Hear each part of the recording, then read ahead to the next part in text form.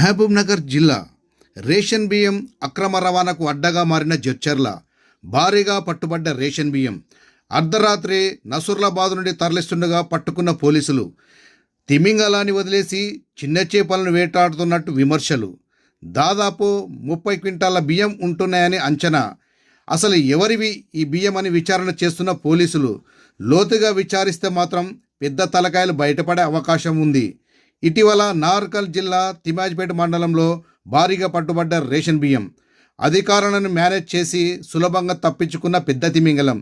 ఇదంతా చూసి చూడనట్టుగా వ్యవహరిస్తున్న అధికారులు ఈ అక్రమ రవాణాకు ముఖ్య కారకుడు ఎవరని తెలిసి కూడా ఏమీ చేయలేకపోతున్నారు అధికారులు.